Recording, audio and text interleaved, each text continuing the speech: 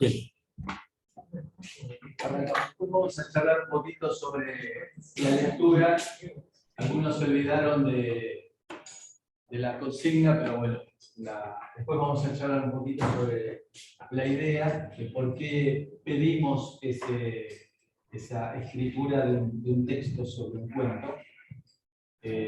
Lo vamos a ver cuando estemos todos juntos. Nos enganchamos con el último tema que habíamos visto: determinismo. Determinismo, estamos en el capítulo en el cual estamos poniendo de acuerdo algunas ideas básicas, que es necesario que todos manejemos el mismo lenguaje y que sepamos de qué estamos hablando cuando decimos algo. El determinismo para nosotros es fundamental. El determinismo es, partiendo de un dado estado inicial, con un conjunto de excitaciones, llegar siempre al mismo estado final, pasando por los mismos estados intermedios, generando las mismas respuestas. Dicho en forma no académica, en un lenguaje cotidiano, lo que estamos proponiendo nosotros es que el sistema sea predecible. Y ponemos siempre el caso del airbag del automóvil. Uno desea, que si lo necesita, el airbag que funcione siempre de igual manera. Siempre bien de igual manera. Si nosotros, aparte del determinismo, le agregamos la idea de que tiene que actuar en un cierto tiempo, es lo que llamamos tiempo real. El tiempo real quiere decir, en el caso del airbag, de que tiene que actuar en 50 milisegundos más o menos 5 milisegundos. Ese lapso es obligatorio con ese entorno. Fíjense entonces que el tiempo entonces tiene que formar parte de los parámetros de diseño. Es decir, no es que lo diseño y veo cuál es el tiempo de respuesta, sino que el tiempo tiene que formar parte del criterio de diseño, de los conceptos de diseño. Lo cual nos excede a nosotros en este curso. De hecho, hay cursos enteros de sistemas en tiempo real. Es un tema realmente muy interesante y apasionante. Si a alguno le interesa, yo tengo bibliografía para compartir. Porque en la vida nos vamos a encontrar, si diseño una balanza, lo más probable es que no tenga problemas. Ahora, si diseño una balanza en la cual tengo que pesar a los camiones en movimiento, cosa que sucede en las rutas, es decir, en las rutas se cobra peaje de acuerdo con el peso del camión, porque se supone que un camión más pesado daña la ruta más y por lo tanto tiene que pagar más.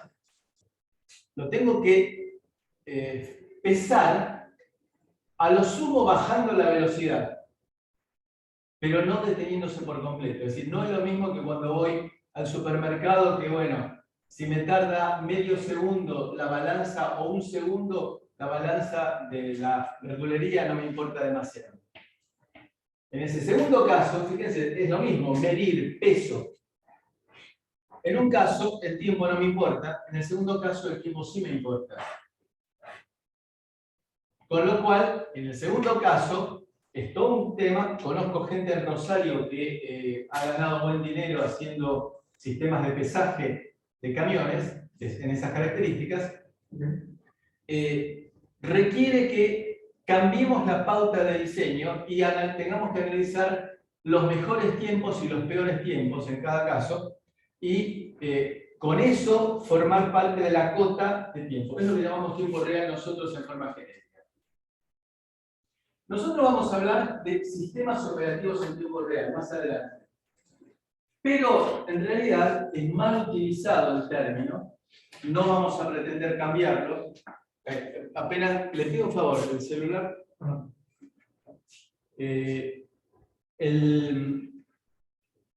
nosotros vamos a utilizar más apropiadamente la idea de sistemas operativos multitarea, es decir, que nos permiten ejecutar varias tareas de forma concurrente.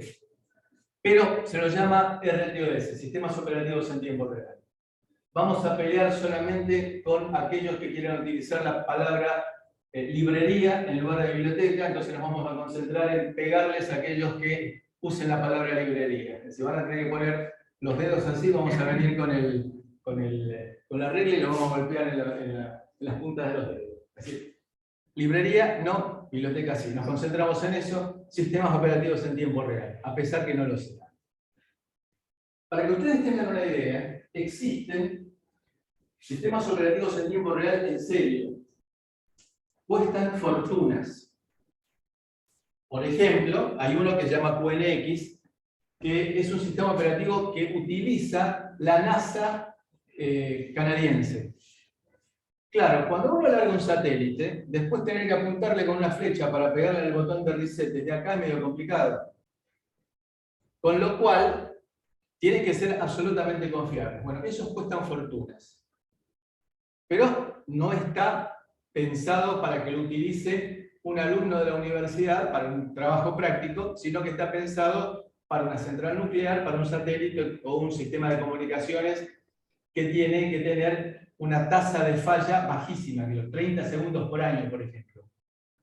Es decir, cuando un sistema de comunicaciones profesional se licita, se pone ese tipo de condiciones sumamente exigentes, que la tasa de fallas tiene que ser bajísima. Bien. Para ese tipo de casos se utilizará un sistema operativo en tiempo real de veras. Nosotros vamos a trabajar con un sistema en tiempo real que en realidad es multitarea, pero nos permite aprender. Entonces, si le agregamos la condición de tiempo al determinismo, estamos hablando de un sistema basado en tiempo real. ¿Qué es tiempo real? Es hablar de un lapso en el cual tiene que producirse la actuación. Resumen, determinismo, importante, en cada estado, un conjunto de entradas produce un único conjunto de salidas, podemos predecir cuál va a ser ese próximo estado, y el determinismo temporal, tenemos que, para hacer intervenir el tiempo, analizar el peor caso para cada una de las transiciones. Es toda una técnica particular, y que está muy ampliamente tratado en la bibliografía. Estocásticos son los sistemas probabilísticos, que hasta acá habíamos llegado en la clase anterior. Es decir, son sistemas en los cuales no son aleatorios, no se confundan con ese error que es bastante frecuente. Un sistema estocástico no es aleatorio, sino que es probabilístico. Aleatorio significa de que todas las instancias, todos los eventos tienen igual probabilidad de ocurrencia.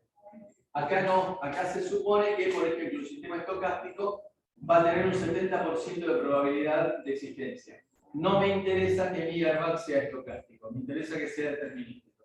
Nosotros nos vamos a concentrar a lo largo de todo el curso en sistemas determinísticos, es decir, predecibles. ¿Preguntas? No saben lo que extrañaba el hecho que alguien que me hiciera así o que me hiciera así. Creo que ustedes también. Hardware, definiciones. Hardware viene del inglés hardware es ferretería. Hardware store es ferretería. Fierros. Digamos, el hardware son los componentes electrónicos. El hardware son los componentes de conexión. Software, por ese juego de palabras que le gusta mucho hacer a los sajones, de hard hablaron, lo cambiaron a soft, y que de esa manera crearon el software. Y también, como siempre, existe la puja entre los profesionales del hardware y el software, se habla de duros y blandos, digamos que, pero evidentemente son áreas complementarias. Y nosotros incorporamos la idea de firmware. Nosotros vamos a trabajar con una versión de software que está dentro de una memoria flash, en nuestro microcontrolador, es decir, que la vamos a modificar esporádicamente. No es como el software, en el cual en la ejecución se puede ir modificando a sí mismo. Es muy poco probable de que el firmware se modifique a sí mismo. No es imposible, pero es muy poco probable. Entonces, nosotros vamos a diseñar firmware para instalarlo en nuestro microcontrolador. Entonces, la idea con la cual nosotros vamos a trabajar es forzar, y para eso les pedí que para la semana que viene traten de ver la película Jobs, pero no para analizarla no desde el punto de vista artístico, sino la forma de trabajo que tiene justamente Jobs. Una de las reglas de la vida moderna es que tenemos que sacar nuestro producto a la calle en el menor tiempo posible. Ahí en esa película se pone bien de manifiesto lo que significa no poder sacar el producto pronto. La IBM PC, comparativamente desde el punto de vista técnico, era infinitamente inferior a la Lisa, pero salió 11 meses antes. Cuando la Lisa salió al mercado ya estaba instalado. Hubo una política muy inteligente de IBM en ese sentido, porque la IBM PC no se desarrolló dentro de la corporación IBM. ¿Por qué? Porque IBM es un paquidermo, como muchas empresas grandes, como Siemens, tienen todo un protocolo, que eso lo van a ver ustedes seguramente en Proyecto Final, que es el ecosistema de la empresa, y es lerdo. Entonces, lo que decidieron fue contratar un grupo, una decena de profesionales para que trabajara en un garage. En serio, ¿eh? Y así pudieron tener en menos de un año la IBM PC en la calle. La idea es entonces sacar un producto lo antes posible. Piensen ustedes, mentalidad de hace 10 años o 15 años.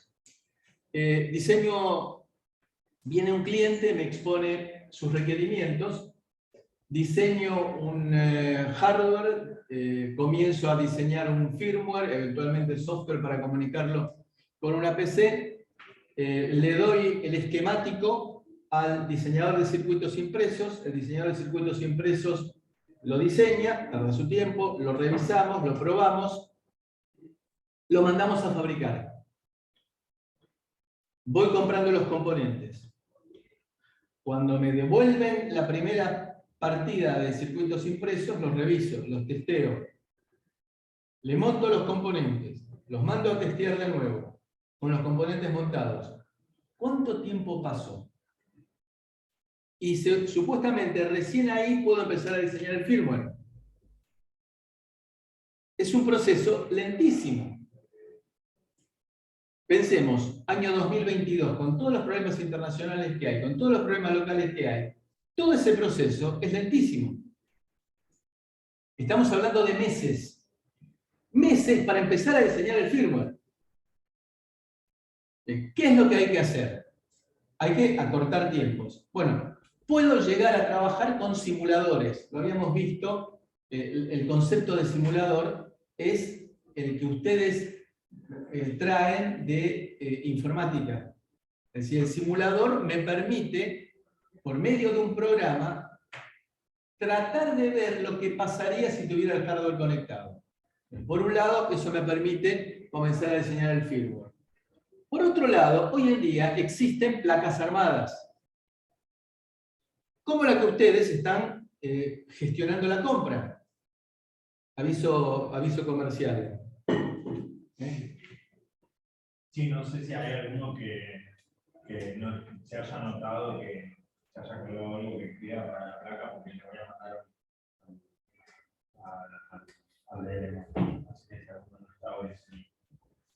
O pagar $5. Fin de no, 7, 8 dólares. 8 dólares. Fin de espacio comercial. Entonces voy y compro una de esas placas que más o menos me pinta, con experiencia, de que me va a resolver a mí el problema. Empiezo a trabajar sobre esa placa. ¿Qué significa empiezo a trabajar? Empiezo a diseñar el firmware. Cuando avanzo, voy viendo que partes de la placa que compré no las necesito para mi proyecto final, para mi prototipo final.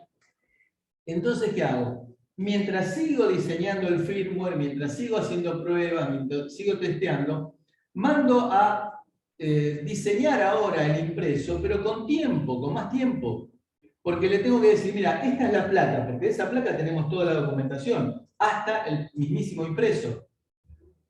Entonces le digo, sacame este integrado, sacame estos LEDs, sacame este conector, y de esa manera, mientras sigo avanzando en el diseño del firmware, me estoy ahorrando tiempo en el diseño del hardware.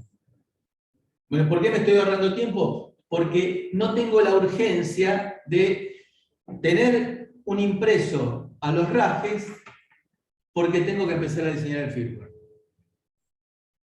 ¿Queda claro el planteo? Sí. ¿Y a qué vamos con esto? Bueno, para la mayor parte de los microcontroladores comerciales populares existen placas de desarrollo. Kits se los llama habitualmente. Esos kits me van a permitir arrancar el proyecto. Entonces, ¿cómo se encara el diseño de un sistema embebido? La idea es siempre tener el producto en la calle lo antes posible. Pero ojo, lo antes posible sin fallas. Porque si tiene fallas, ¿quién tiene que pagar la ida y vuelta del equipo para ser reparado? El fabricante. Entonces, ¿qué vamos a hacer? Vamos a hablar un poco del estado del arte. Ya comenzamos del estado del arte del diseño de sistemas embebidos. Vamos a hablar de los problemas generales, que ya también los presentamos. Vamos a poner algunos criterios de diseño. Y vamos a hablar de casos típicos de estudio. Hay una frase con la cual arrancamos que es choqueante, es impactante. KISS, Keep It Simple, Stupid. Esto es parafraseando a Bill Clinton, que en el año 90 y pico, en una campaña electoral, dijo, es la economía, estúpido. It's economy, stupid. Entonces quedó ese estúpido como para decir, avivémonos como es la historia. Hacerlo simple. Hacer las cosas simples. ¿Por qué es importante hacer las cosas simples? Porque me resulta algo que sea una unidad, un enorme programa lineal, un largo chorizo. Es muy complicado de debuguear. Es decir, me pongo a escribir código, estoy semanas escribiendo código. Cuando terminé de escribir el código, lo compilo, corrijo los errores, lo cual, corregir los errores de compilación no significa que vaya a hacer lo que yo espero que haga. Es decir, la falta de errores de compilación no significa que no tenga errores de lógica. ¿Qué me indica simplemente la intuición? De que me conviene trabajar en bloques más chiquititos y que esos bloques chiquititos los voy a ir probando por partes. Eso es, en definitiva, Keep It Simple, Stupid. Que académicamente lo vamos a llamar de otra manera, que tiene una larga historia, porque viene de la década del 60 con el proyecto Apolo. Es decir, ustedes piensen en la década del 60 que no había microcontroladores, que no había microprocesadores. Hacer un diseño de una nave que viajara a la Luna y volviera, realmente había que ser muy arriesgado y muy confiado para subirse a la cápsula. Pensémoslo a 60 años de distancia. Porque se integraron una enorme cantidad. Ahora, en este momento se está haciendo, se piensa que en el año 2024 va a volver a Estados Unidos va a volver a poner hombres en la Luna, con otro objetivo, con el objetivo de usar la Luna como base intermedia para ir a Marte. Pero tardaron 60 años en volver a encarar un viaje a la Luna. Y si ustedes lo buscan, si ustedes lo googlean, van a ver todos los procesos que se están haciendo hoy con las tecnologías actuales. Piensen hace 60 años. Se requirió entonces innovar, crear nuevos criterios de diseño. Y de ahí surgió KISS. Entonces, lo que se hacía era, había que hacer toda esta tarea. Lo que se hacía era el coso que se pedía, dividirlo en cositos. Los cositos en minicositos. Los minicositos en microcositos. Y los microcositos en nanocositos. Entonces, el nanocosito, que se estimaba cifra típica, que eso lo van a ver también en el proyecto final, 80 horas hombre. Esa es una cifra empírica que indica el límite en el cual hay que dividir una tarea. Cuando tengo 80 horas hombre, es el tamaño óptimo. Ahí corto, no llego al punto de ajustar el tornillo, sino que me quedo en 80 horas hombre. Entonces, me pongo a diseñar esa actividad. Cuando termino de diseñar esa actividad, hay que probarla. Pensémoslo en código, que es algo que nos llega más fácil a nosotros. Entonces, escribí el equivalente de 80 horas hombre. Lo tengo que probar. ¿Lo voy a probar yo, el que lo escribió? La respuesta es no. Porque si yo interpreté mal las especificaciones, ¿cómo se especifica código? ¿Cómo se especifica cualquier tarea? Parámetros de entrada, parámetros de salida. ¿Y qué es lo que tengo que hacer con los parámetros de entrada para generar los parámetros de salida? Así se tiene que especificar toda actividad. Ya sea desde el milicosito hasta el nanocosito. Entonces, si yo interpreté mal las especificaciones de lo que tengo que hacer con las entradas para generar las salidas, si voy a hacer el programa de prueba, lo voy a interpretar mal también. Con lo cual, tiene que haber un grupo de tester, de gente que haga los testeos, que no tiene que ser el mismo que escribió el código. Entonces, en general, en las empresas moderadas, ya no hablemos de las grandes, en las empresas moderadas, tenemos gente especializada en el testing. Digamos que le conoce la esencia de cómo es que tienen que probar cuáles son los puntos sensibles de interpretación. Hay gente que está muy embebida en el proyecto. Entonces, no solamente un pedacito, sino la totalidad del proyecto. Y saben cómo pegarle a un código para ver si funciona o no funciona. Una vez que funciona, se incorpora en una biblioteca de código que funciona. Y después se la invoca a la biblioteca para sacar funciones que ya están probadas. Entonces, esa es la política. Yo participé hace unos 40 años más o menos en el diseño de una central telefónica por programa almacenada, una señal telefónica rural, perdón, una central telefónica rural que hizo Siemens, que tenía ahí en Ruta 8 y Camino de Cintura un centro de diseño, que era una central telefónica rural. En esa época, década del 80, no existía la telefonía celular. Entonces, ¿cómo hacía la gente que vive en el campo para poder comunicarse? Tenían equipos de radio, pero el equipo de radio es válido cuando del otro lado también tiene un equipo de radio. ¿Cómo hacía para comunicarse con la mamá, por ejemplo, que no tenía equipo de radio? Entonces, lo que hizo la gente de Siemens fue una central que tenía una antena, se comunicaba en forma inalámbrica con el pueblo, y en el pueblo entraba a la red normal de telecomunicaciones. En ese momento fue un proyecto muy innovador, usando varios microcontroladores, microprocesadores. Fue un proyecto. Lo que hicieron fue, en esa época ya existía la PC, durante 6 meses estuvieron 6 ingenieros escribiendo en papel lo que tenían que hacer los milicocitos, los micrococitos y los nanococitos. Entonces, una vez que lo tuvieron así desglosado, fueron llamando gente diciéndole, vos te encargás de esto, vos te encargás de esto, vos te encargás de esto. Fíjense que este desglose de tareas, que en proyecto final lo van a llamar WBS, que significa desglose de tareas,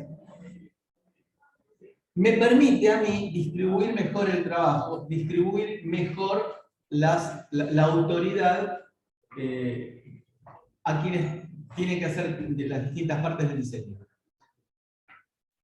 Entonces, hay varias ideas que tenemos que recalcar acá.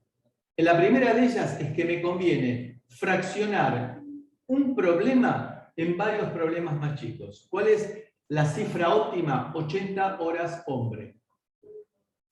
Es decir, una semana. Perdón, 2 semanas. Perdón, 2 semanas para una sola persona. O una semana para 2 personas. Esa idea de desglose nos permite plantear varias cosas. La primera de ellas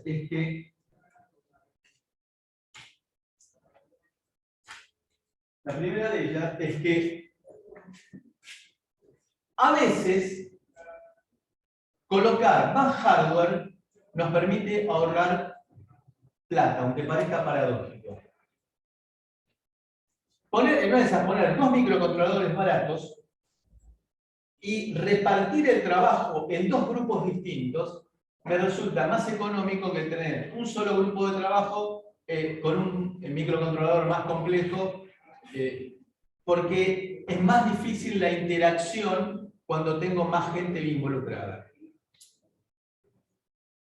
Si nosotros tenemos 6 personas trabajando, vamos a tener 1, 2, 3, 4, 5, 6, 7, 8, 9, 10, 11, 12, me faltan 13, Y pasan dos arriba con la otra abajo. 14, 15. 15 es la cifra. Es decir, tengo 6 personas trabajando, tengo 15 caminos distintos para conectar, para vincular. La cifra surge con n, donde n es la cantidad de nodos, por n menos 1 dividido 2. Es decir, 6 por 5, 30 dividido 2, 15. Es decir, que cuando mando un mail, tengo 5 receptores. Y voy a tener en total 15 caminos distintos de vinculación. Ajá. Y si tengo 20 personas, por ejemplo, trabajando, o 24 personas trabajando en un mismo grupo, si tengo 24 personas, voy a tener 24 por 23 dividido 2. Hacer la cuenta. Digamos, en números redondos, 250. Más o menos 250. Si digamos 24 por 23 en el orden de los 500. 250. Es decir, que hay 250 comunicaciones posibles. Dicho de otra manera, uno va a empezar a recibir un montón de mails o de WhatsApp de cosas que no le interesan en lo más mínimo. Entonces, en lugar de trabajar con un grupo de 24, me va a convenir trabajar con 4 grupos de 6. ¿Por qué? Porque con 4 grupos de 6 voy a tener 60 comunicaciones, pero que no van a ser, que no van a interferir de un grupo con el otro. En cada grupo voy a tener 15. Con lo cual, puedo manejar mucho mejor la comunicación dentro del grupo. Entonces, tenemos, por un lado, el tamaño de la tarea reducido a 40 horas hombre. Y por el otro lado, me conviene trabajar con grupos pequeños.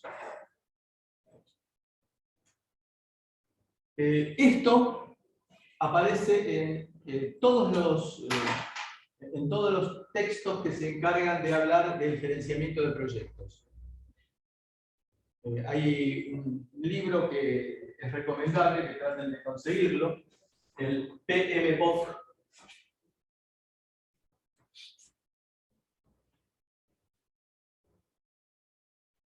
No le falta una O.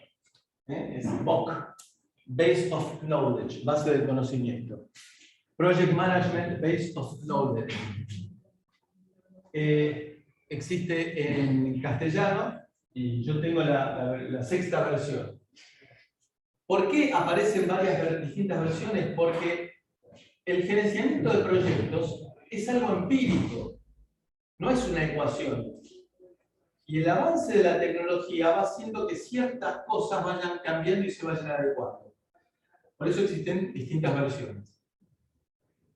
Y ahí está todo lo que signifique la forma de encarar un proyecto. No necesariamente electrónico.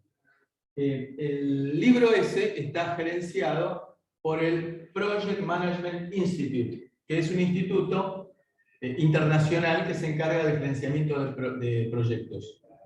Y después tiene distintas anexos para cada especialidad. Para ingeniería industrial, para ingeniería de procesos, también hay algo vinculado con ingeniería eléctrica y electrónica. Y ahí nos da este tipo de pautas. Hay otro libro, que es el libro de un sociólogo israelí que se puso muy de moda en los últimos años, que es Harari. No sé si alguno de ustedes se habrá leído. Si no lo leyó, les recomiendo el libro Sapiens. Les puedo asegurar que les quema la cabeza. Sapiens, de Noel. Después les paso los datos, que lo estoy releyendo yo en mis viajes en subte. Les puedo asegurar que les quema la cabeza. Que ahí tiene una cifra también interesante. Él habla de la evolución del ser humano desde la época que nosotros llamamos en general edad de piedra, que no lo era, así despectivamente, de la época que éramos cazadores-recolectores, a la época en la cual creímos avanzar con la agricultura. Podemos charlarlo después si quieren tomando café. Pero bueno, lo que dice es que la estructura de las comunidades iba bárbaro hasta 150 habitantes. ¿Por qué? Porque se manejaban, porque cada uno conocía a otro. Cuando pasábamos de 150, ya se llegaba a un límite en el cual o bien creábamos Estado, es decir, un Estado que se encargara de regular las interacciones porque ya no nos conocíamos por más de 150, o bien empezábamos a cortar y en lugar de tener 200 personas teníamos 2 grupos de 100, que tenían todavía un cierto margen para crecer. Entonces, eso también se da en las empresas. Hay una cifra óptima de tamaño. Entonces, ahí hay que tomar, cuando uno encara un proyecto, decisiones del tipo de esto lo fabrico en la empresa, lo mando a hacer afuera. Concretamente, diseño de impresos.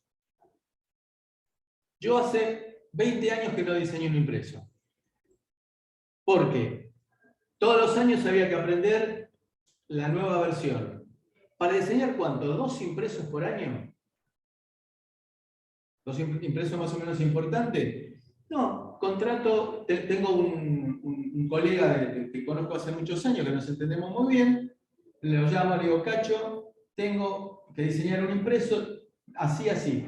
No sabe, el diseñador no sabe diferenciar una vaca de un transistor. Pero no me interesa, si yo le digo, esta señal es una señal de una termocupla de unos pocos milivolts, mantenémelo lejos de esta, que es la fuente de alimentación, porque me va a inducir. Chau, suficiente. Entonces, en ese caso, me conviene contratar un servicio que tener una persona, salvo por supuesto que el trabajo lo justifique, es decir, que se estén diseñando impresos permanentemente, contratar a alguien que se encargue de diseñar el impreso, que se encargue de contactar con el fabricante, y yo pago por el trabajo terminado. Bueno, todo eso forma parte de los criterios de hacerlo simple, estúpido. Es decir, a ver, nuestro ego busca que nosotros diseñemos todo. Y me voy a dormir contento diciendo, reinventé la rueda. Es mi propia rueda. Ahora, yo les puedo asegurar que si uno la pega sacando un proyecto pronto al mercado, puede pagarse un muy buen terapeuta para gestionar sus problemas de ego. Y lo importante es tener una buena fama en el mercado, porque eso invoca nuevos trabajos. Entonces, si uno cumple, es una regla de oro, la ética y la velocidad. Es decir, la ética de respetar lo que viene el cliente a decirme, porque cuando viene el cliente a presentarme su proyecto, se está desnudando. Está diciendo, quiero encarar un nuevo diseño, y que me venga a mí a confiar eso significa de que yo tengo que tener principios éticos de no andar difundiendo y no tratar de jorobarlo al tipo que vino a contarme lo que quiere hacer. Y por el otro lado, la velocidad, es decir, cumplir con los plazos. Profe, ¿cómo Sí, está? hola. Debería, una consulta rápida. Usted le habíamos asignado un aula, se vino, ¿puede ser? ¿Informática es? No. ¿No es 110? No, es 110, pero esto es técnicas digitales, 2. De nada. Bien. Bueno, entonces, la velocidad, cumplir con los plazos. Mantener al cliente informado de cómo van las cosas. No permitir que el cliente se meta en el proyecto, es un despelote. Pero sí mantenerlo informado, porque él en definitiva es el que va a poner la plata. Entonces, retomemos. La versión académica de KISS es Keep it short and simple. Hagámoslo corto y simple. Pero el concepto es el mismo. Bueno, todo esto entonces tiene larga historia y larga justificación. En consecuencia, escribir funciones cortas. Que una función llame a otra función. Es decir, que dentro de una función invoquen a otra función. Mezclen lenguajes si es necesario. Es decir, mezclen C con assembler. Porque probablemente el assembler para ciertas cosas es mejor que el C. Por ejemplo, para la velocidad. Concluye entonces. Esta es la primera norma importante de diseño. ¿Qué es lo que buscamos? La simplicidad es la clave del éxito. Cuando uno ve un hardware demasiado complicado, con un montón de plaquitas satélites, significa acá hubo un error de diseño. Sin lugar a dudas. Porque se tomó apresuradamente la decisión de qué componentes utilizar y no usar el mejor componente. El que probablemente tenga un montón de esas partecitas incorporadas. Existen hoy en día miles de microcontroladores, como 6.500 microcontroladores de la familia Cortex. Con lo cual, seguramente tiene que haber uno apropiado a lo que yo necesito. Que me incorpore este conversor analógico digital que necesito, el digital analógico, tantos timers que me regule, que me permita manejar el lazo enganche de fase. Bueno, busco, hay tablas de selección, el mejor, el que me incorpore la mayor parte de las prestaciones que yo necesito. Me va a permitir tener un hardware más chico. El hardware más chico es importante por varias razones. Primero, costo. Existe la ley de Moore, que la habíamos mencionado, si no me falla la memoria, en la clase anterior. La ley de Moore dice que cada 18 meses el costo de los componentes disminuye a la mitad. Componentes electrónicos. Los impresos siguen otra ley de formación, que es la ley del petróleo. En definitiva, los impresos están relacionados con el petróleo, las resinas están relacionadas con el petróleo. Con lo cual, el petróleo no ha ido descendiendo de manera alguna, sino que tiene picos y bajadas, y ahora de vuelta, por razones de política internacional, está subiendo. Con lo cual, el costo del impreso es una parte importante y no disminuye con el paso del tiempo. Por lo cual, me conviene utilizar componentes electrónicos que tengan la mayor cantidad de periféricos incorporados, y de esa manera hago un impreso más chico. Impreso más chico, menos soldaduras, mayor confiabilidad. Con lo cual, tengo que seleccionar apropiadamente los componentes. Entonces, la simplicidad es la clave del éxito del diseño de la ingeniería. Para el desarrollo de sistemas complejos tenemos que usar partes sencillas, comprensibles, y que va a redundar en detectar y corregir fácilmente los errores. Rechazar lo rebuscado e innecesario. No hay que comprar problemas, sino vender soluciones. Lo que pasa cuando uno va a un jefe, por ejemplo, con un problema y después vuelve con 3.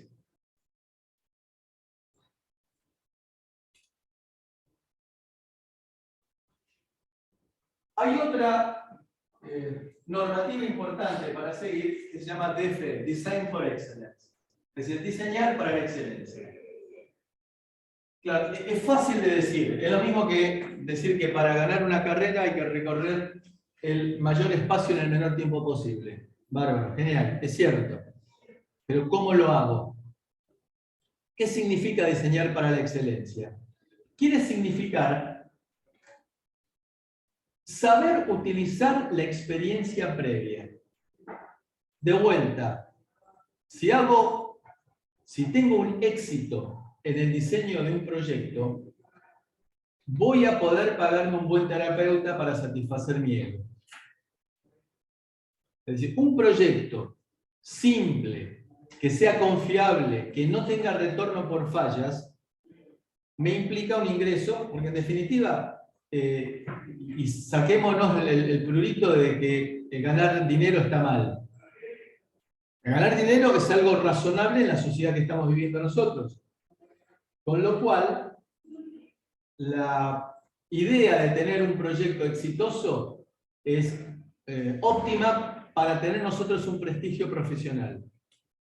¿Y qué significa Design for Excellence? Significa que el producto sea excelente en la fabricación y en el ensamblado. Es decir, que sea fácil de abrir, fácil de reparar, fácil de cambiar algún componente que haya que cambiar, una pila, por ejemplo.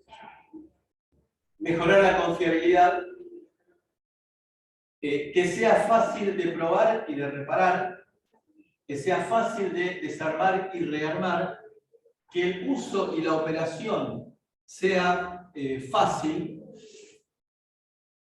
Acá viene un punto importante. Seamos sinceros. ¿Quién de nosotros, cuando compra un producto electrónico novedoso, lee el manual? Levante la mano el mentiroso. Entonces, tenemos que hacer productos que sean intuitivos. Sí. Yo quiero preguntar si los productos Apple. Quería preguntar si los productos Apple, por ejemplo, Sí. que suelen ser bastante, tienen esa complejidad para lo que es el desarme y la reparación. ¿Se considera que no estarían diseñados para la excelencia? No, lo que pasa es que los productos Apple tienen tal grado de complejidad que es muy difícil de que lo pueda reparar un técnico improvisado. Un técnico experimentado lo puede, digamos, no un super genio, pero por ejemplo, el técnico que repara los PCs comunes también repara Apple hoy en día.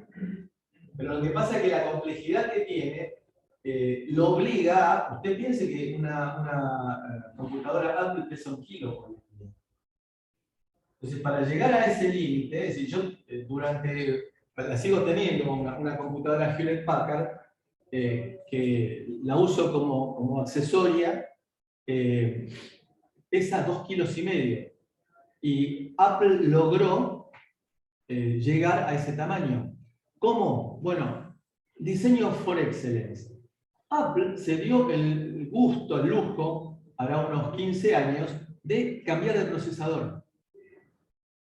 ¿Por qué? Porque el fabricante, Apple comenzó sus computadoras con un micro especial que se llamaba PowerPC, y que llegó a un punto en el cual no pudieron bajar la disipación de energía. Y migró, en un proceso digno de alabanza, a Intel, que le ofrecía, si cambió el procesador, los usuarios no se enteraron. Durante muchos años tenía Apple 2 versiones del sistema operativo, 2 actualizaciones del sistema operativo. Y el año pasado hizo lo mismo. Cambió de procesador por un procesador propio, por un Cortex. Significa evolución del diseño. Es diseño para la excelencia, en ese caso la excelencia técnica. Hoy en día las computadoras, las Apple, son de 7-8 milímetros de espesor. No tienen el ventilador que existía. Yo la Hewlett Packard mía la abrí, tiene un ventiladorcito arriba del micro, un ventiladorcito chiquitito, pero arriba del micro.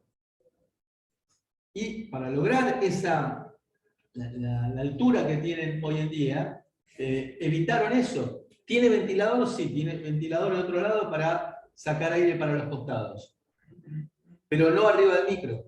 Bueno, es diseño para la excelencia, que evidentemente no está al alcance de cualquiera. Si uno lo lleva una Mac a un lugar que arreglan teléfonos celulares, no lo va a poder reparar. Pero la mayor parte de los técnicos capacitados, con trayectoria, pueden hacerlo. Hay una situación también a marcar que tiene que ver con una situación comercial. A Apple no le interesa que sus equipos sean reparados por agentes que no sean oficiales. Entonces, claramente no va a diseñar los productos para, digamos, no va a poner costo en investigación y desarrollo para que lo pueda reparar cualquiera. Va a estar diseñado para que lo pueda reparar únicamente un servicio oficial, que es lo que le retribuye plata a Apple. Claramente, que lo repara un técnico con repuestos chinos y demás, es un mercado paralelo que comercialmente no tiene ningún interés, es más, actúa en detrimento del negocio de Apple. Bueno, y aparte Apple continuamente, yo antes de esta Mac tuve otra, mi señora tiene otra. Las 3 computadoras tienen conectores distintos para la alimentación. Son criterios de evolución que van encontrando. Si ustedes analicen la película, por eso el interés de que vean la película Jobs no es para analizarlo desde el punto de vista artístico, sino de procedimiento dentro de la empresa. IBM sacó la PC que mencionábamos antes, largando toda la documentación. Yo he tenido manuales de IBM, de la IBM PC, un manual hecho por Hewlett Packard, que era, en esa época en Digitales 3 veíamos la arquitectura de la PC. Era ideal para dar clase. Estaba analizado parte por parte del circuito con fines didácticos. ¿Por qué lo hicieron de esa manera? Justamente para que cada uno diseñara su propia placa y la pudiera enchufar en la vieja PC. Y de esa manera ganar adeptos. Por eso que cuando salió tarde, Lisa ya estaba el mercado ganado por la IBM PC, a pesar que era un producto técnicamente inferior. Por un tema de marketing y de saber manejar el marketing. También habían dado toda la pauta como para que aquel que quisiera diseñara aplicaciones sobre la PC. Estaba documentado didácticamente, por supuesto la tecnología era mucho más sencilla que la actual, como para que uno pudiera engancharse en la interrupción de timer y hacer algo periódicamente. Los teclados que venían de las máquinas, de las PCs que no eran IBM, el teclado solía ser una porquería. Entonces uno podía engancharse de la interrupción de teclado y hacer sonar el parlantito cada vez que uno oprimía una tecla, como para tener una realimentación acústica de que había apretado una tecla. Los teclados de IBM, que hoy en día se venden a un precio increíble, aunque parezca mentira, son un fierro, pesan como 1 kilo. Pero tienen unas teclas especiales, que eran carísimas, que tenían realimentación mecánica, entonces uno sentía clic cuando apretaba una tecla. Que esté sonando el parlantito cada vez que oprime una tecla uno, es enloquecedor después de 3 horas de estar trabajando con la computadora. Sí. No, o sea, entonces eso, lo mismo que decíamos, nada, o sea, está bien que tenés que mantenerlo lo más simple posible, o sea, a veces, o sea, lo más que puedas, pero el hecho de que voluntariamente no se preocupen, digamos, porque un servicio externo pueda arreglarlo, sería contrario. Son políticas de la empresa. No, está bien, pero digo, sería Sí, como... digamos que la gente a ver, veámoslo desde el punto de vista del fabricante. Para Apple, el mantenimiento es fácil porque tienen las herramientas especiales y el conocimiento para eso. Es decir, para el usuario externo no, porque yo no tengo la llavecita Allen especial, de paso especial que se necesita para sacar la tapa. Es decir, para la empresa se supone que tienen un automóvil. ¿Está diseñado para la excelencia? Para el concesionario sí. Y eso uno lo paga. Porque el concesionario tiene la computadora para enchufar sobre la red y de esa manera poder dialogar con todo el auto y ver que está fallando. Para el mecánico que estaba acostumbrado a los Ford Falcon, que venía con la barreta para levantar, y no. Pero bueno, de vuelta, uno tiene que adecuarse a lo que es el medio. Si yo, mecánico, yo lo viví con el mecánico que tuve durante muchos años. Se tuvo que ayornar porque le venían autos y no sabía cómo arreglarlos. No, consulta fuera. Sí, claro. ¿Se imagina si le digo que no? Bien. ¿Alguna pregunta más? Que sea green, que significa que sea reciclable. Que los desechos que deje sean reutilizables. Hay cementerios electrónicos. ¿Saben el drama que son los monitores de tubo? Porque tiene fósforo y el fósforo no se puede tirar a la basura común, al relleno ecológico, porque es contaminante. Tiene mercurio, los viejos impresos tenían mercurio. El mercurio es uno de los metales más riesgosos, más peligrosos. El plomo también, y si viene en forma de bala es más inquietante. Entonces, que sea fácil de reciclar. Bueno, me confundí de clase. Tenía que ir a Info 2 y vine acá, estaba re interesante y me enganché. Me di cuenta recién. Bueno, devuelvan a los conocimientos.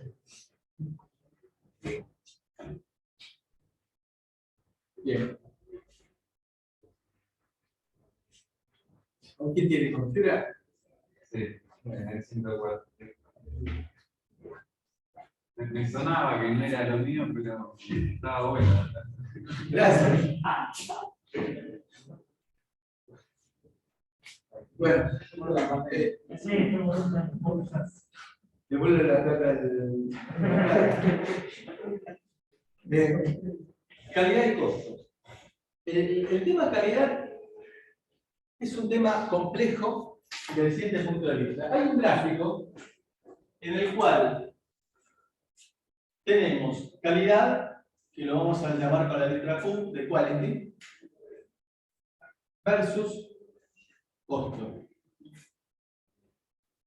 Si yo fabrico productos con baja calidad, tengo un alto costo. ¿Por qué? Porque me van a venir un montón de productos rebotados. Y yo me tengo que hacer cargo de todo el viaje y la reparación. Entonces, la baja calidad me... al revés, bueno. Tengo que empezar a repetir. El gráfico ya está.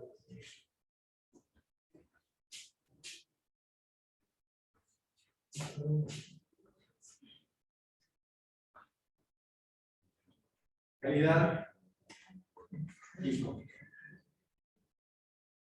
Entonces digo que si tengo baja calidad, gasto mucho dinero. Ahora bien, si tengo una muy alta calidad, me cuesta plata. Entonces tengo otro gráfico en el cual, si la calidad es alta, tengo que invertir mucho. Mucho testeo, mucho tiempo, mucha plata. Evidentemente que existe un punto intermedio en el cual, sumando los dos, tengo un punto óptimo de calidad. Y a eso es lo que tengo que tender. A buscar tener la suficiente calidad como para no tener demasiadas revoluciones, pero tampoco invertir tanto que me resulte un mal negocio. Porque cuando tengo un producto de muy alta calidad y invertí mucho, no me vuelve, pero tuve que invertir mucho.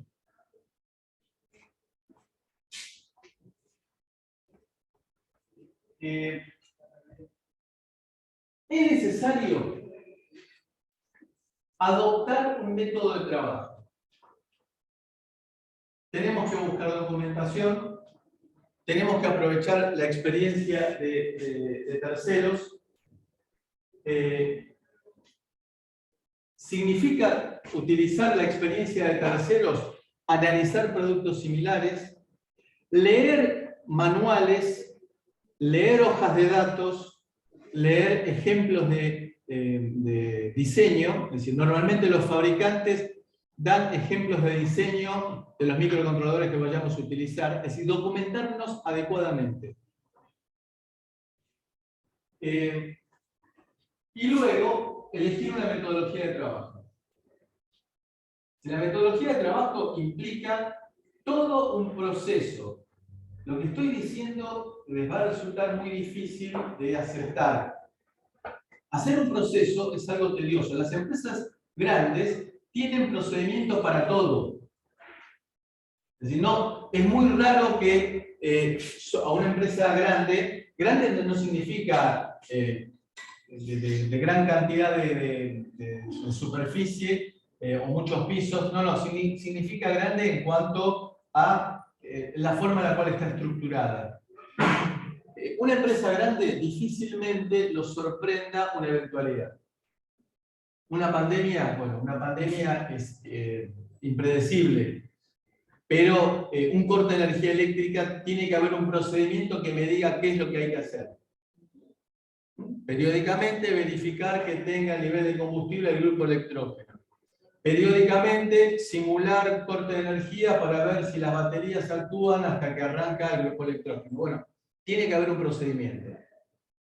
En el caso que estamos proponiendo nosotros, una metodología de trabajo. Una metodología de trabajo es decir, estar suscrito al IEEE en el cual busco documentación previa de alguien que haya encontrado un problema similar al que estoy encarando yo. Suscrito a revistas. Suscrito a editoriales. Y eso es inversión, no es gasto, es inversión. No comprar no conseguir software trucho. Porque el software trucho es una trampa. Primero que es antiético. Porque a nadie le gustaría que el diseño de uno se lo copie. Sean sinceros con ustedes mismos. Yo he conocido empresas en las cuales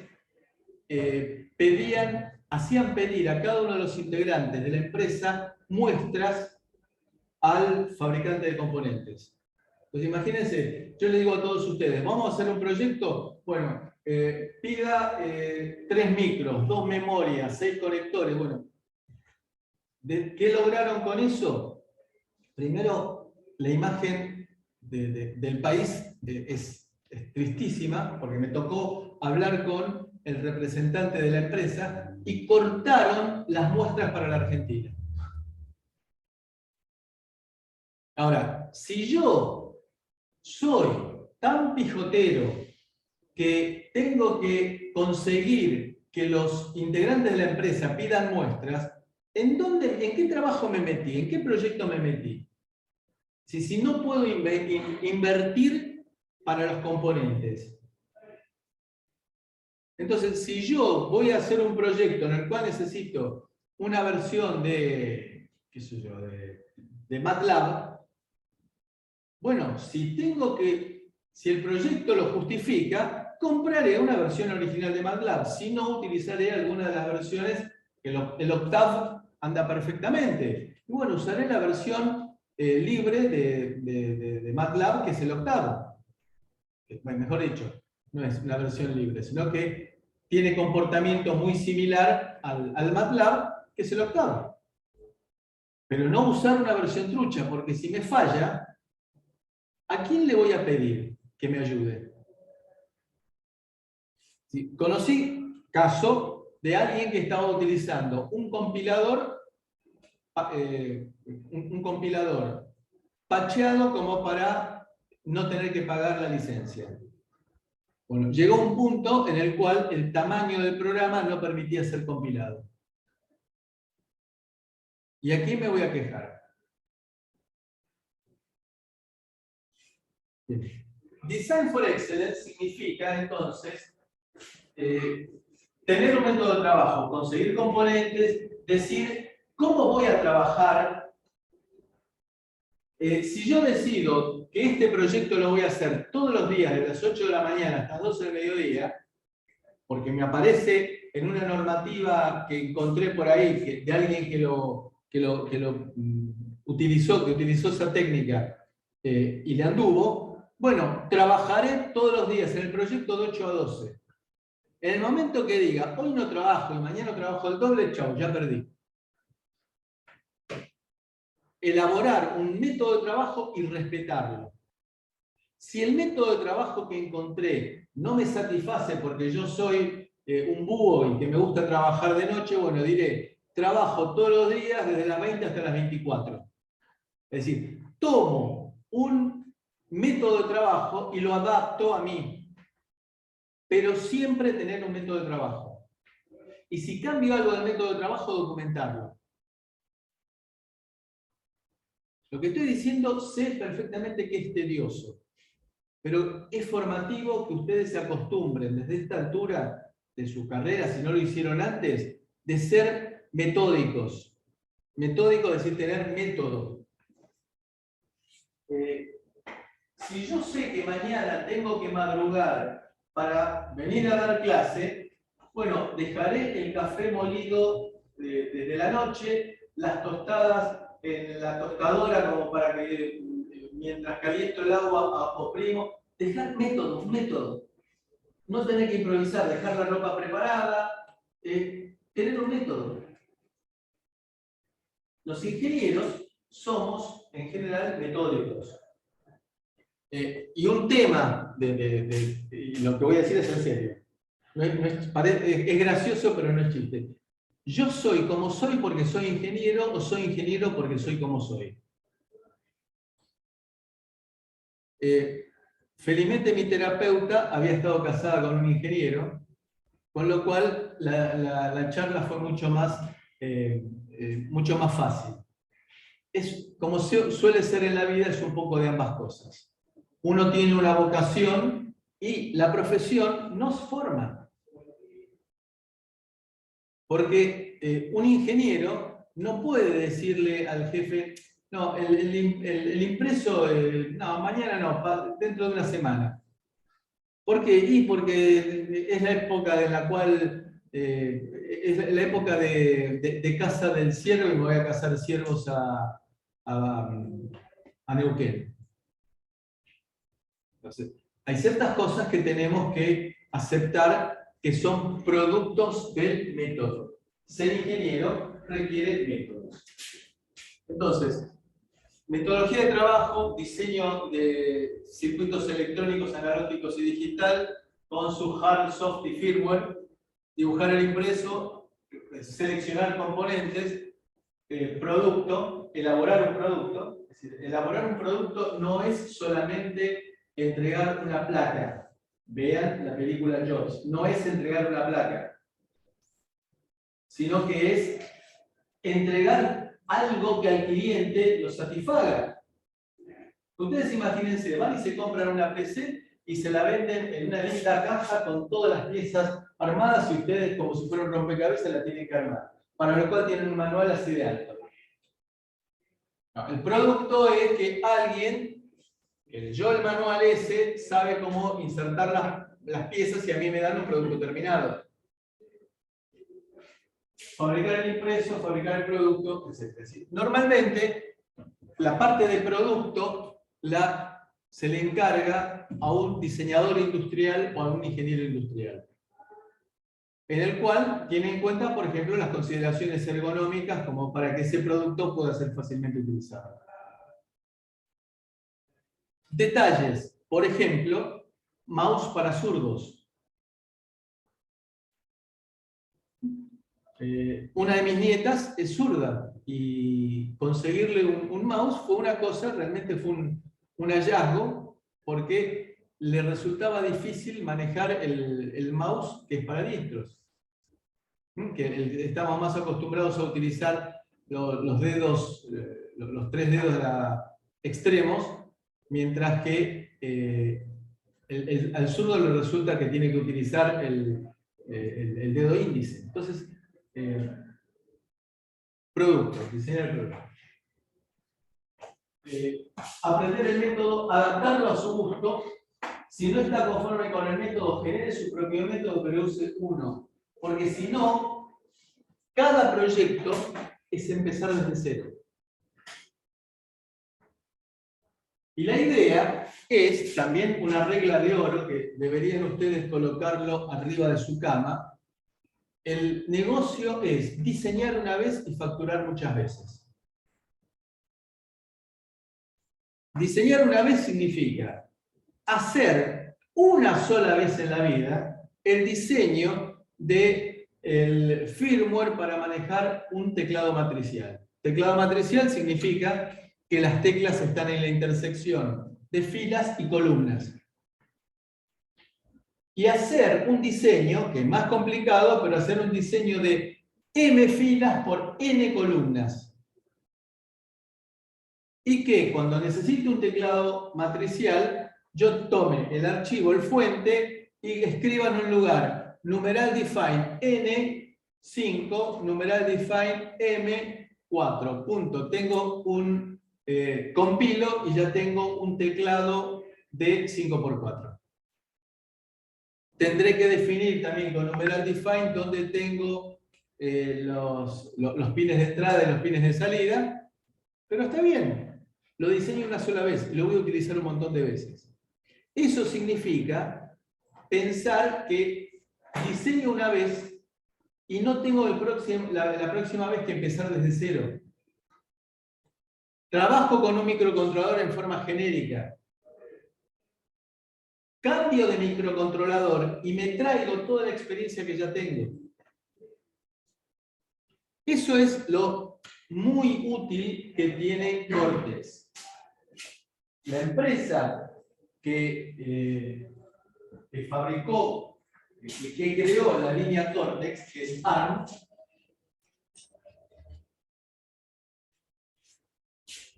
creó un concepto muy interesante que lo resumió en lo que se llama CMSIS. ¿Qué significa CMSIS? Significa que para el usuario uno va a utilizar un conjunto de primitivas. Por ejemplo, tendré una biblioteca que me la tendrá que proveer el fabricante del componente, es decir, Texas Instruments, ST, NXP, Freescale, quien sea, en la cual, pongo un ejemplo genérico, no es exactamente así, que tendrá una función que se llamará Start AD. ¿Qué significa Start AD? Será un punto de entrada, una función que me permite arrancar el conversor analógico a digital. Pero ustedes dirán, no, pero Texas Instruments puso un conversor digital Sigma Delta. Después vamos a ver qué es Sigma Delta. Y me dirán que ST utiliza un conversor analógico a digital con aproximaciones sucesivas, que el funcionamiento es totalmente distinto. Ok, pero el fabricante del componente, Texas Instruments, ST, tendrán que encargarse de escribir su Start AD para ese hardware. Y tendré otra función que será, por ejemplo, read AD, que me dejará en una variable el resultado de la conversión. Y de vuelta, el fabricante del chip se tendrá que encargar de eso, de hacer esa función. De esta manera, yo migro de procesador y sigo usando Start AD. Es decir, siempre, fíjense, ya de arranque, la idea no es empezar de cero. Es decir, que a uno le queda la experiencia de un proyecto para empezar el próximo. Dentro de todo el proceso de un proyecto, la última etapa se llama etapa de cierre. ¿Qué es la etapa de cierre? Es decirle al cliente, ¿te gusta cómo anda? Firma acá, así puedo reclamar el pago. La parte contractual. Y aparte, para el diseñador, para el project manager, empezar a escribir las memorias de qué es lo que voy a volver a hacer y qué es lo que no voy a volver a hacer. ¿Con qué proveedores voy a volver a trabajar? ¿Con qué proveedores no voy a volver a trabajar? ¿Con qué contratados voy a volver a trabajar y con cuáles contratados me cruzo de vereda cuando los encuentre? Es decir, ese proceso de cierre tiene que ser formar parte de la base de conocimientos propios de la empresa o del grupo de trabajo. Es decir, cada proyecto es un escalón. Y voy a ir juntando experiencia para tener mi propia experiencia. Porque hay momentos en los cuales, y lo que voy a decir les va a resultar raro, tengo que contratar conocimiento. Por ejemplo, tengo un problema de ruido eléctrico en mi producto, es decir, se me dispara cuando prenden un tubo fluorescente. A mí me ha pasado ver balanzas, prototipos de balanzas que usaban como testeo un magiclick. Ponían un magiclick a saltar chispa a 1 metro de distancia y la balanza mostraba cualquier cosa. Imagínense en un supermercado. Entonces, tengo que llamar a alguien que sepa cómo impedir ese problema. En ese caso concreto era el rediseño del circuito impreso. A ver, ¿qué fue lo que pasó ahí cuando el circuito impreso, no soy un experto, pero hay ciertas cosas que uno tiene que evitar? Por ejemplo, en un circuito impreso, evitar una espira en corto. Por ejemplo, hacer todo un aro de tierra es una espira en corto. Es decir, una mosca que estornuda en el laboratorio del lado ya me indujo en esa espira en corto la suficiente fuerza electromotriz como para levantarme y hacerme bailar todos los potenciales de la placa. Entonces, lo primero que le dije es, me parece que hay espiras en corto acá. Me dice, pero si yo usé la versión legal del software de diseño, pero lo usaste mal. Entonces, lo hicimos ver por un experto dentro de la cátedra que vive de eso, dijo que tenía que contener las náuseas al ver el diseño. Bien. Hubo que contratar a alguien experto para que rediseñara la placa.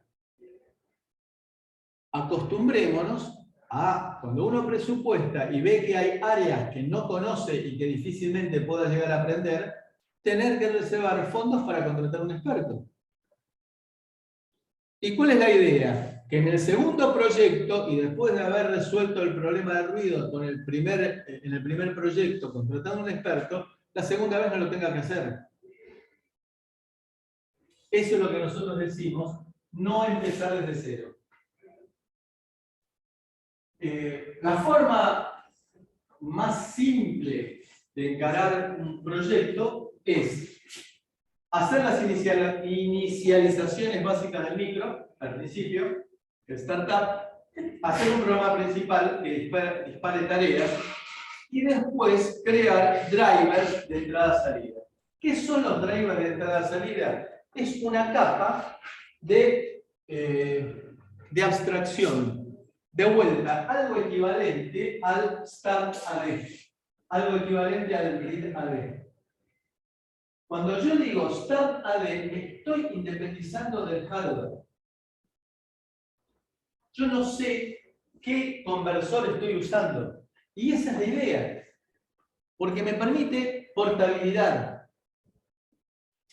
Es decir, me permite que el segundo proyecto me base en lo que ya probé en el primero. Entonces, los drivers van a ser esa capa de abstracción que me separa del hardware. Es decir, que puedo cambiar el hardware sin tener que rediseñar todo mi programa. Sí, una pregunta. Sí, en Info 2 había visto, por ejemplo, que había la capa de drivers y otra capa le decíamos Ahora vamos a eso. Okay. Al modelo de capas. Ahora lo vamos a ver y vamos a ver una versión modificada del modelo de capas para nuestra materia. Los módulos, es decir, las tareas, se van a comunicar por medio de flags o semáforos, por medio de variables y por medio de colas. No es una u otra, sino que pueden ser mezcladas de acuerdo con el proyecto. Lo que sí tenemos que garantizar es que ninguna tarea, ninguna actividad se apropie de la CPU. ¿Qué significa que se apropie de la CPU? Vamos a verlo ahora por medio de un diagramita de flujo. Bueno, arrancamos nosotros desde el reset, dijimos.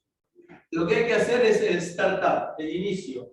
Programar el controlador de interrupciones, el funcionamiento del conversor analógico a digital, inicializar el display, etcétera, etcétera, etcétera.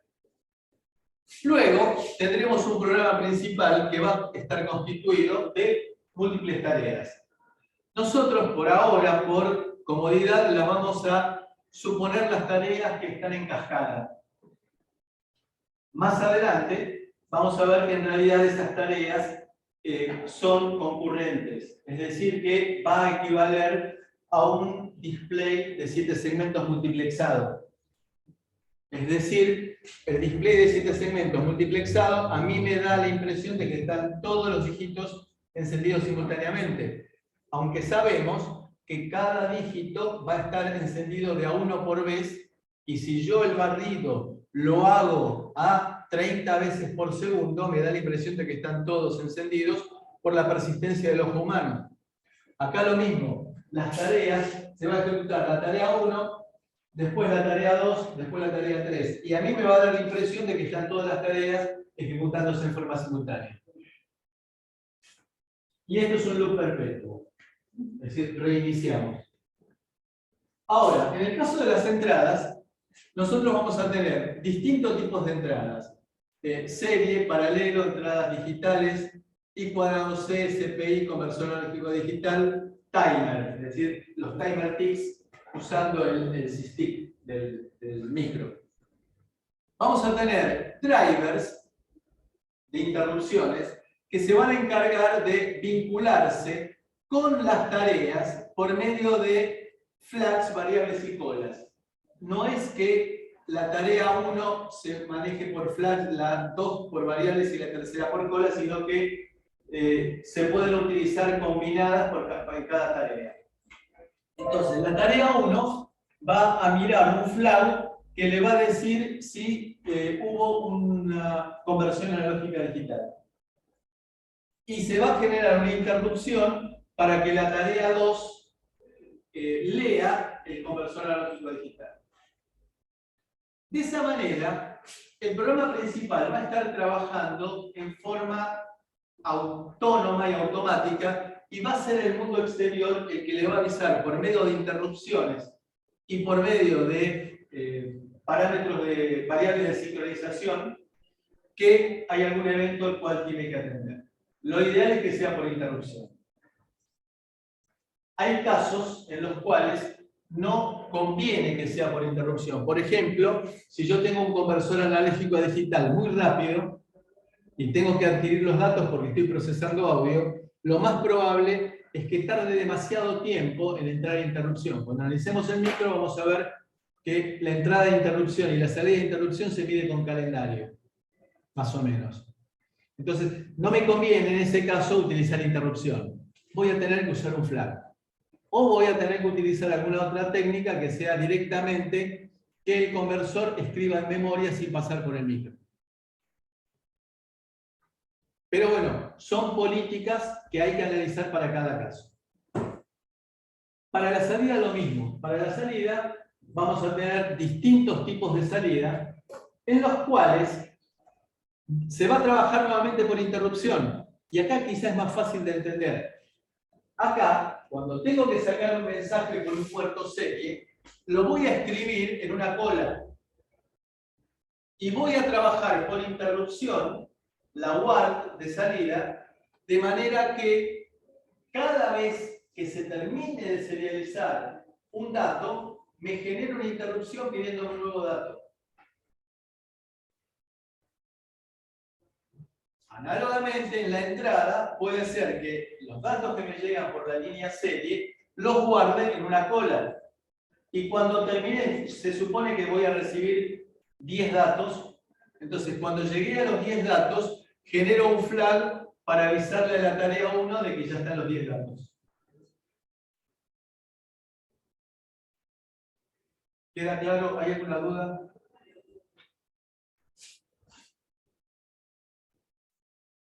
Se supone que cuando entro en la parte de startup, deshabilito las interrupciones. ¿Por qué? Si no vienen deshabilitadas por el micro. La mayor parte de los micros hoy en día amanecen con las interrupciones deshabilitadas. Entonces, ¿por qué? Porque si voy a reprogramar el controlador de interrupciones, es necesario que no estén habilitadas las interrupciones, puede ser un desastre.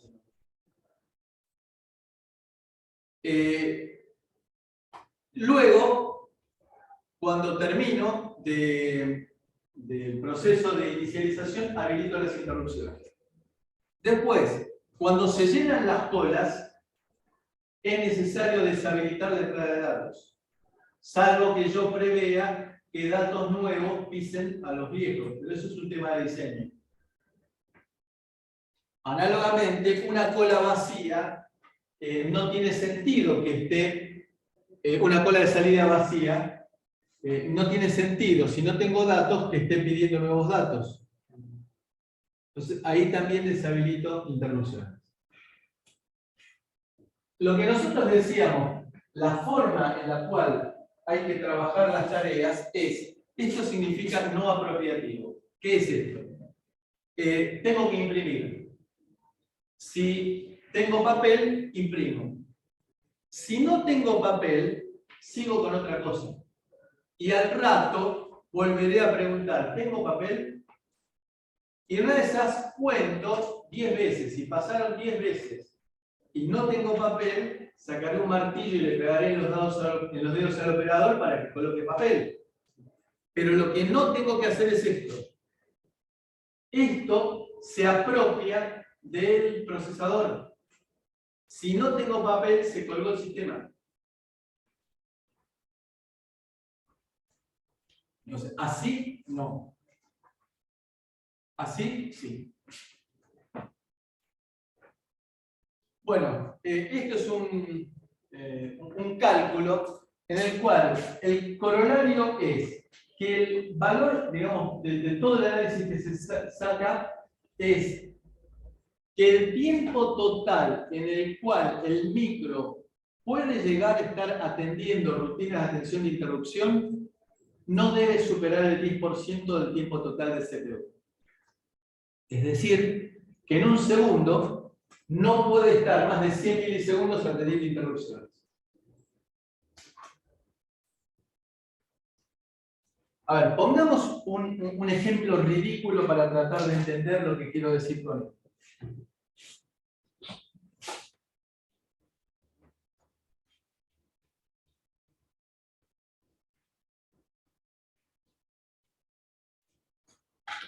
Imagínense ustedes que tengo interrupciones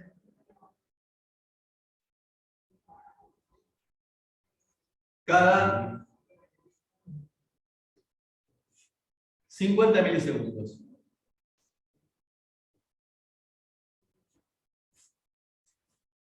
Interrupciones de timer.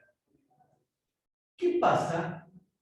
Y me voy al absurdo para tratar de entender. ¿Qué pasa si la rutina de atención de interrupción de timer dura 55 milisegundos?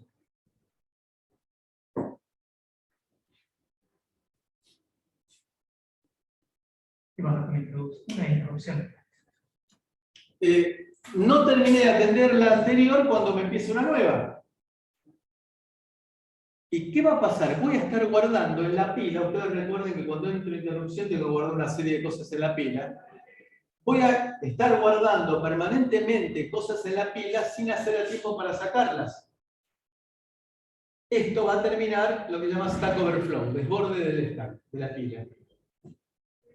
Este es un caso absurdo. Con lo cual, lo que queremos nosotros decir es que es recomendable que el tiempo total de la suma de las atenciones de interrupción que no supere el 10%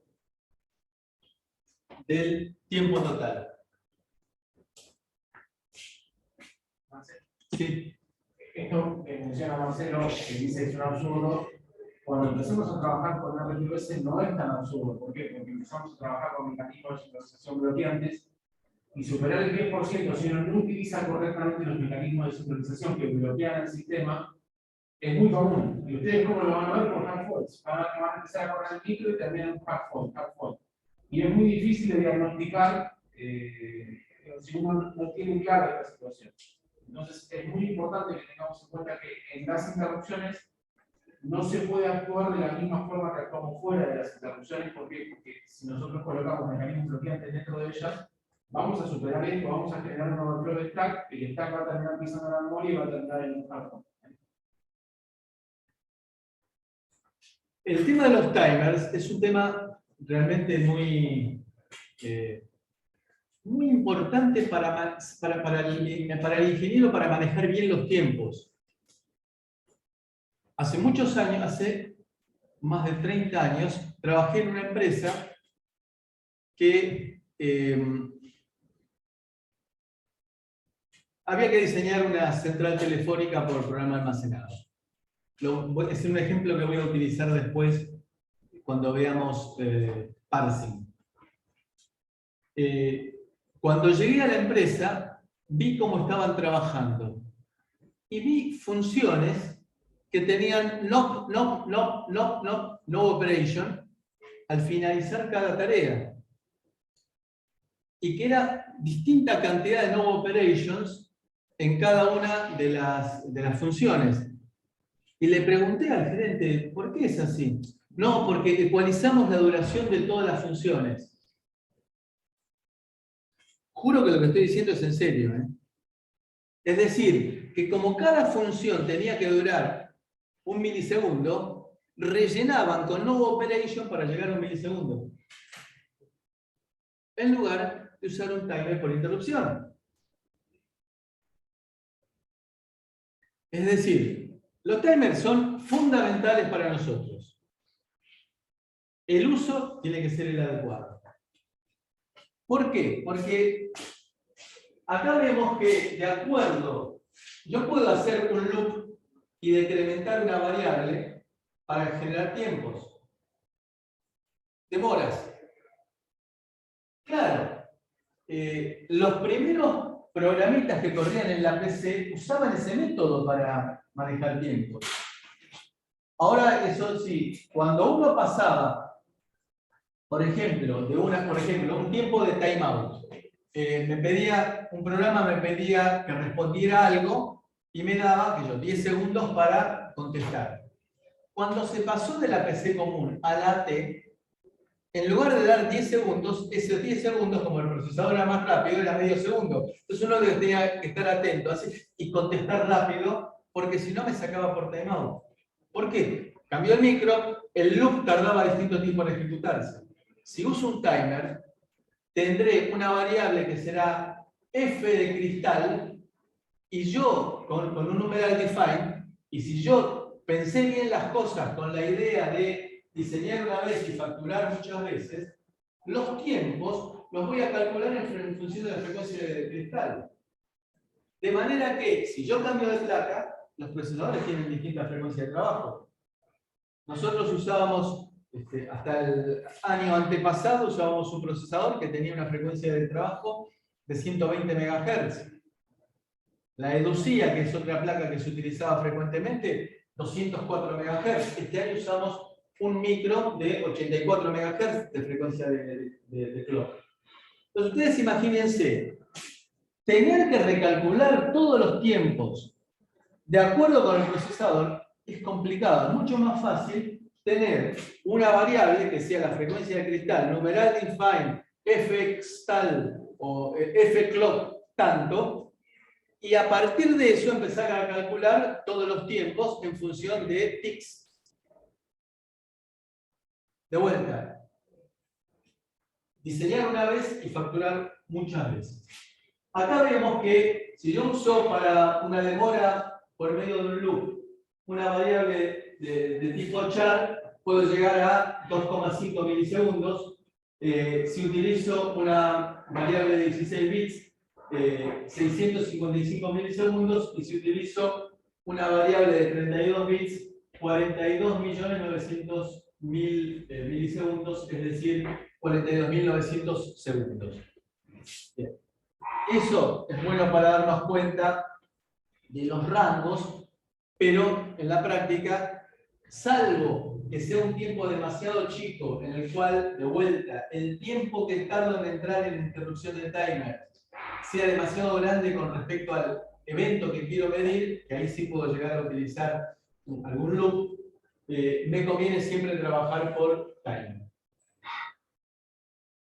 Ahora vamos a hablar de las ya conocidas por ustedes modelo de capas. En el modelo de capas, entonces, tenemos una capa de acceso al hardware, después tenemos dos capas intermedias de manejo del firmware, y después la capa de aplicación, que es la alta, que es la que en realidad nos interesa a nosotros, que es la que permite la comunicación con el operador o con el usuario, la que va a estar ejecutando la aplicación que nos interesa. Entonces, acá tenemos el hardware.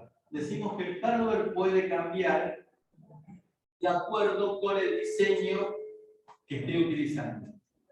Cambiar de micro me implica cambiar de hardware. Después tenemos una capa que en muchos casos me la provee el fabricante, que es el Start AD y el Read AD en forma genérica, que son la capa de acceso a los periféricos del núcleo, Core Peripheral Access Layer, la capa de acceso a periféricos propios del dispositivo, que son, por ejemplo, conversor analógico digital, no están en el núcleo de conversor analógico digital, sino que son propios del fabricante, diseñados por el fabricante, y funciones de acceso a los periféricos. Esta es una capa también vinculada con el hardware. La vinculación se da entre capas adyacentes. Ahora vamos a entender. Acá tenemos los device drivers. los manejadores de dispositivos. Las funciones encargadas de hacer algo con el conversor analógico a digital. Esos device drivers se van a comunicar con las variables que me da el fabricante, start AD, read AD, y viceversa, me va a devolver los datos. De vuelta, la comunicación es entre capas adyacentes. Y acá tenemos la aplicación. Lo que está prohibido es... Salud. Lo que está prohibido es saltar capas. Es decir, desde la aplicación acceder al hardware, cata, feo. Esto no. Sí. La capa que aparece ahí en color verde sería similar al HAL, digamos, podría cumplir el rol del HAL. Es el hardware. Justamente Hardware Abstraction Layer. Capa de abstracción del hardware. Es decir, el CMSIS es la forma en que el fabricante me da enmascararlo. Total, a ARM le da lo mismo de que el micro lo venda NXP, que lo venda ST o que lo venda Freescale. Ellos van a cobrar igual. Y a mí lo que me fabrica, lo que me facilita, es el cambio de componentes sin tener que estar rediseñando todo. Los microcontroladores antiguos, había dos líneas de microcontroladores, Intel y Motorola. Pasar de un 8051 a un 6805 era absolutamente todo de nuevo. Todo de nuevo significa todo de nuevo. ¿Por qué? La estructura de la memoria era distinta, la forma de manejar los registros era distinta. No.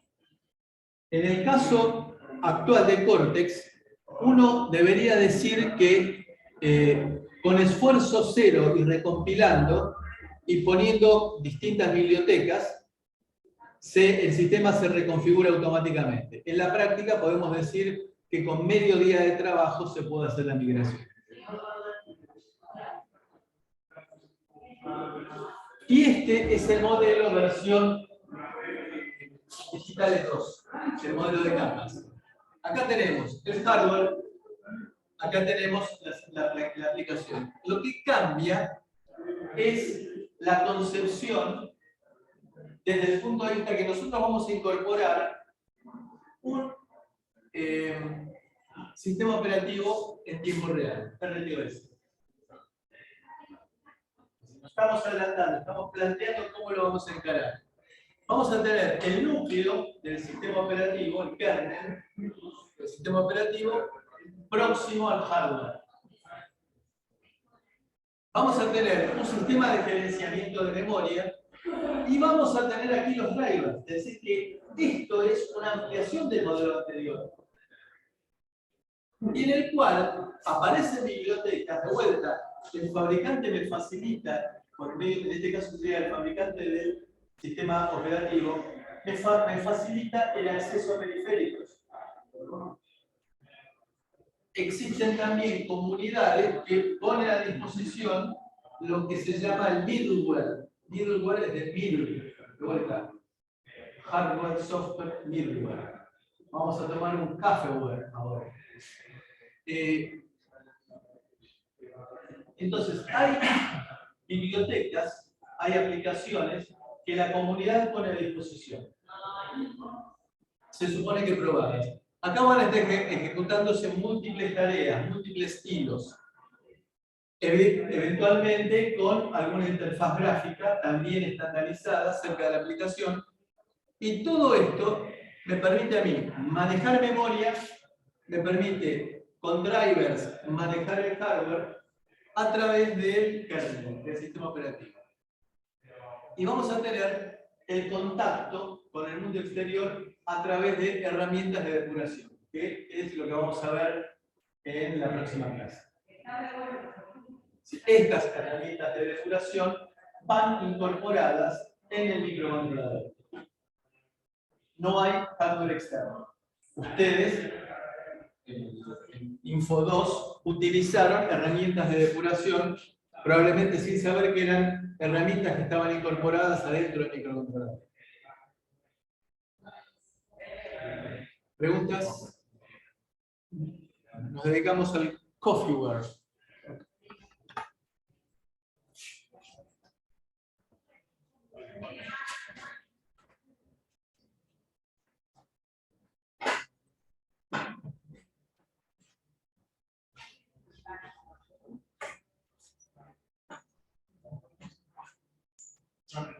Les digo a quienes tengo en la lista para esa información. Nahuel Contreras, Joaquín López, Joaquín Primero, Elías Jugán, Pedro Lautner, Alejo Limo, David Ochoa, Pedro Yáñez.